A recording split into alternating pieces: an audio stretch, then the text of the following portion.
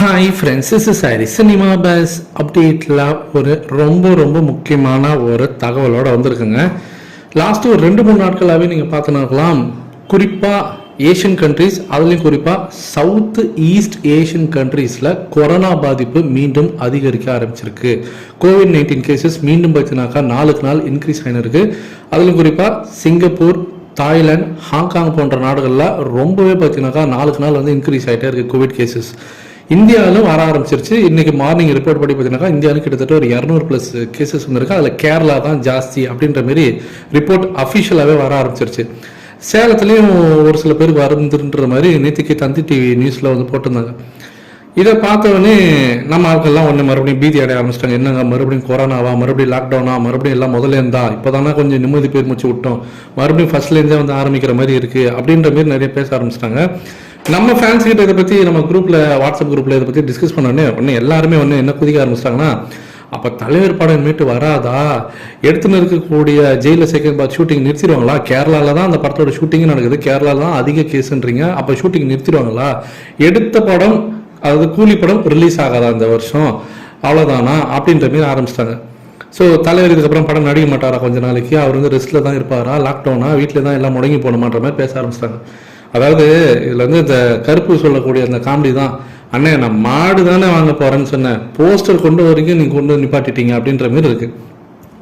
Covid cases வந்து south east கண்ட்ரீஸ்ல வந்து increase ஆகிருக்கு, இந்தியாவில் வர ஆரம்பிச்சிருக்குன்னு தான் சொன்னோம். உடனே நீ லாக்டவுனு அவ்வளோதான் அப்படி இப்படின்னு இன்னமும் போக ஆரம்பிச்சிட்டாங்க. அப்படி கிடையாது. இது இந்த விஷயம், இந்த வேரியண்ட்லாம் பார்த்தீங்கன்னாக்கா, இந்த வைரஸோட வேரியண்ட்லாம் வந்து அந்த அளவுக்கு வீரியமானது கிடையாது அப்படின்றது தான் ரிப்போர்ட்டும் சொல்லுது.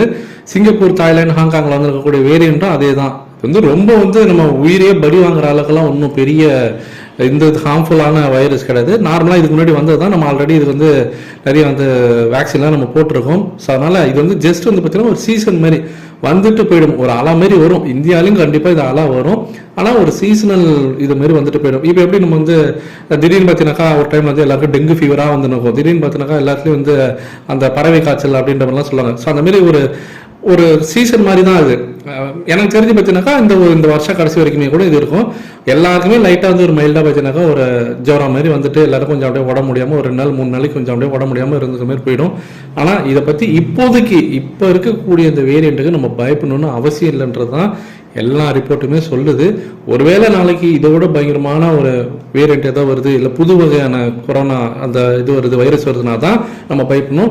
இப்போதைக்கு அந்த பயம் கிடையாது. இது வரைக்கும் பெருசாக வந்து எந்த ஒரு நாடுகளும் பார்த்தீங்கன்னா இதுக்கு வந்து ஒரு அச்சம் தெரிவிக்கல அப்படின்றதான் நமக்கு வந்து ஒரு நல்ல ஒரு நியூஸாக இருக்குது. அதனால் இப்போதைக்கு அந்த லாக்டவுன்லாம் போட்டுருவாங்க, படத்தை ரிலீஸ் பண்ண விட மாட்டாங்க, ஷூட்டிங்லாம் நிறுத்திடுவாங்க, எல்லாரும் வீட்டில் தான் இருப்பாங்கன்றதெல்லாம் கிடையாது. இப்போதைக்கு பிரச்சனை கிடையாது. ஆனால் நம்ம கொஞ்சம் லைட்டாக அந்த ஜுரம் வந்தால் கூட அதை வந்து சாதாரணமாக விட்டுறாமல் ஹாஸ்பிட்டலுக்கு கண்டிப்பாக போகணும், அதுக்கு தேவையான மெடிசன்ஸ் எடுத்துக்கணுன்றது தான் இந்த இடத்துல நான் வந்து ஒரு அட்வைஸாக சொல்லுவேன். இதை பற்றி உங்களோட கருத்துக்கள் என்ன, இதை பற்றி நீங்கள் என்ன நினைக்கிறீங்க அப்படின்றது கீழே சொல்லுங்கள் ஃப்ரெண்ட்ஸ்.